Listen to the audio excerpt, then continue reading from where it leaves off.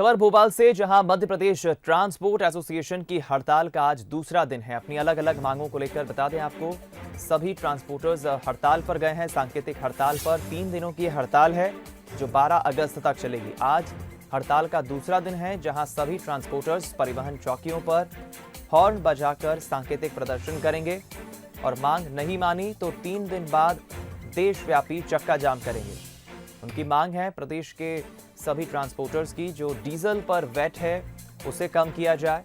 साथ ही जो अलग अलग मांगे हैं उनकी, क्योंकि कोरोना काल में काफ़ी जो प्रभावित वर्ग हैं अलग अलग, उनमें ट्रक एसोसिएशन भी है, ट्रांसपोर्टर्स भी हैं और यही कारण है कि ट्रकों के पहिए थम गए हैं। और जाहिर है कि 3 दिनों तक ट्रकों के पहिए थमे रहेंगे तो जो रोज़मर्रा की आवश्यकता की वस्तुएं हैं, चीज़ें हैं, वो भी प्रभावित होंगी।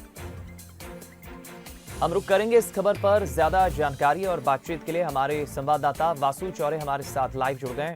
वासु, आज दूसरा दिन है हड़ताल का, सांकेतिक हड़ताल पर गए हैं 3 दिन की ट्रांसपोर्टर्स अपनी अलग अलग मांगों को लेकर। फिलहाल क्या है जानकारी? बिल्कुल दीपक, देखिए मध्य प्रदेश में ट्रांसपोर्टर्स हड़ताल पर हैं। चूंकि कोरोना काल के चलते जो स्थितियां बनी उससे ट्रांसपोर्टर्स की जो आर्थिक व्यवस्थाएं रहती है वो पूर्ण रूप से चरमरा गई। जब पूरे 4 महीने तक सारी उद्योग बंद रहे, जो तमाम सारे बाजार थे वो सभी बंद रहे, तो ऐसे में ट्रांसपोर्टर्स की मुख्य मांग ये है कि हमारा जब वाहन चला नहीं है तो फिर 3-4 महीने का जो टैक्स होता है वो क्यों दिया जाए। इसके अलावा जो चेकिंग पॉइंट्स होते हैं वहाँ पर जो लगातार भ्रष्टाचार की खबरें अभी तक सामने आती रही हैं, उनको लेकर भी कहीं ना कहीं जो ट्रांसपोर्टर्स हैं उनमें रोष का माहौल देखने को मिल रहा है। उस पर भी लगाम लगाने की बात की जा रही है।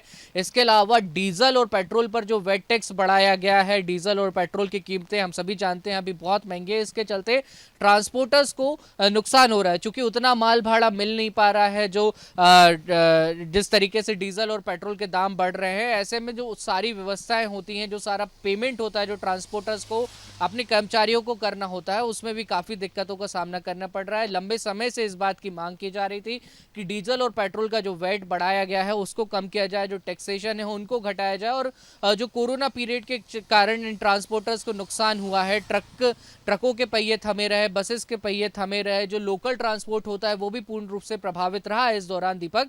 तो इस तमाम चीज़ों के चलते कहीं ना कहीं जो ट्रांसपोर्टर्स हैं उनकी मांग सरकार से ये है कि उन्हें टैक्सेशन में राहत दी जाए।